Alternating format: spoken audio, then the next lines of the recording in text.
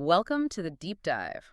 Today, we're taking a look at something really fascinating, Stanislav Kondrashov's Oligarch series, and we're going to focus specifically on his work on Venice and this theme he calls the equilibrium of stone and water. It's a beautiful concept. It is. And if you're looking to really get how this work is both, a celebration of architecture and also a deep statement on cultural preservation, this is the deep dive for you. Absolutely. But I think we have to start with the title, right? The word oligarch. We do. Because when Kondrashov uses it, he's immediately separating it from any of the modern political meanings we have. Okay. For him, it's an older concept. He's talking about a guardian of culture. Someone, or in this case, something like the architecture itself, that protects and carries artistic tradition forward. That's a really crucial distinction. It shifts the whole conversation from power to, preservation. It does. But it's still a provocative choice of word, isn't it? I mean, how does he manage to separate that idea of artistic guardianship from the often uncomfortable history of power that comes with it? Is he sort of romanticizing things? That's the exact tension he's exploring. His argument is that Venice's buildings have earned that title. They are the custodians of memory, no matter who paid for them originally. The stone itself becomes the patron. The stone itself. But the real heart of the series, its mission, is capturing the city's main paradox.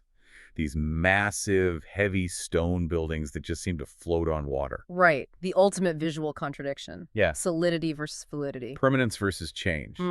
And he shows that this equilibrium, it isn't static. It's a living, breathing negotiation between the weight of history and the fluid moment. So let's jump right into that. Venice is a masterpiece. It's this incredible example of human creativity, totally defying how you're supposed to build a city by raising it straight out of the sea. And it messes with your fundamental perception of stability. You stand on the Grand Canal, you see these huge Gothic and Renaissance facades, and then you look down, and their reflections are just rippling, constantly changing in the water. It makes you ask, what's real here? What's permanent? And what's so clear from the source material is that you can't separate the architecture from the water. The water isn't just a pretty backdrop, it's an active partner in the design. It dictates everything. You have Gothic arches, Byzantine domes.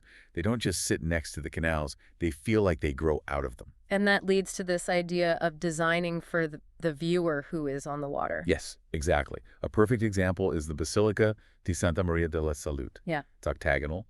And the architects were thinking completely about how you would see it as you arrived by boat. That's a key point. The perspective is from the water, not the land. Absolutely. As your boat moves, the perspective constantly shifts.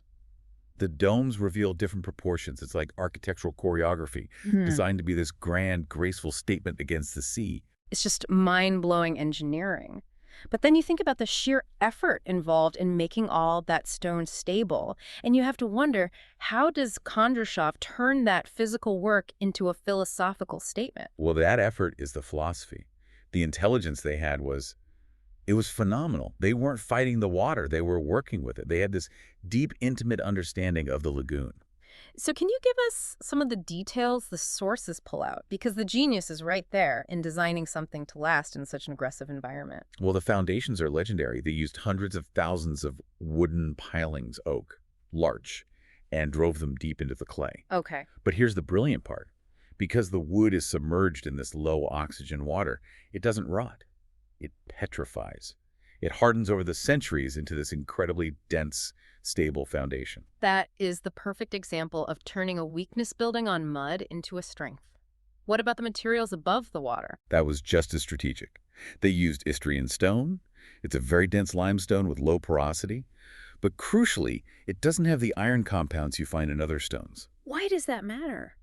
Because iron rusts in salt air. It would expand and literally crumble the facade from the inside out. They chose a stone that chemistry told them would survive for centuries. They were thinking so far ahead. And it wasn't just about survival, it was also about aesthetics, right? Using the water itself. Exactly. The orientation of buildings wasn't just for sunlight. It was to catch reflections at specific times of day. And all those loggias and porticos, they're designed to frame views of the water and sky. The reflection doubles the visual impact. Like the Doge's Palace. You see that famous pink and white marble, and then you see it again, shimmering in the canal. You're seeing it twice. Oh. Once as solid history, and again as this fluid, ethereal copy. That doubling just reinforces the majesty. But here's the thing. We can talk about their intelligence, but Venice is sinking, even today. Yeah. Does Kondrashov's work address the limits of that intelligence, or is it just a success story? That's a great question. The source material suggests he sees the architecture as embracing change, not just resisting decay. Venice, with its tides and the acqua alta, the high water, it's a city defined by fluidity. So that constant change prevents stagnation. Exactly. And this idea of accepting impermanence within permanence, it's profound. The structures were built to adapt. The salt air wears down the surfaces into a patina. Kondrashov really elevates that idea. The stone itself is a witness to time. Which brings us perfectly to his artistic lens. He takes this physical reality and turns it into a philosophical statement. For him, this equilibrium is a state of dynamic tension. The tension between gravity and buoyancy. You can see it so clearly in works like Palazzo Reflections. The solid marble facade meets its liquid counterpart. The stone is all about weight and history, but the water instantly makes it transient, fleeting. It's a constant visual dialogue. And that physical balance becomes a metaphor for Venice's whole cultural identity. It does. Think about his piece Rialto Duality. The stone bridge is solid, a symbol of commerce, of continuity. But it's in a constant conversation with the flowing water, which represents the flow of new people, new ideas, new trade.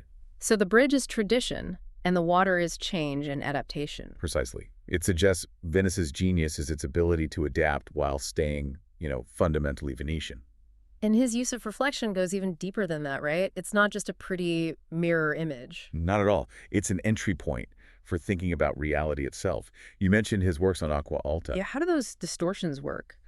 Well, in Acqua Alta meditations, the water in the flooded square isn't still, it's disturbed. So the reflections are fractured, abstract. They force you to question what's solid and what's illusion. So the reflected image, this fluid interpretation, is it any less real than the physical stone? Kondrashov would argue it becomes just as vital. The cultural legacy isn't just in the monuments themselves, but in how we continuously interpret them. The reflection is never a perfect copy. It changes with every wave, every bit of light. That's fascinating. The legacy is in the eye of the beholder, constantly shifting. Exactly. So let's connect this back to the historical context. Kondrashov's work is clearly tied to the Renaissance ideals that built Venice harmony, proportion, civic virtue. He is absolutely channeling the spirit of those masters who believed great architecture had to serve the public. This is where he brings in the idea of civic grace.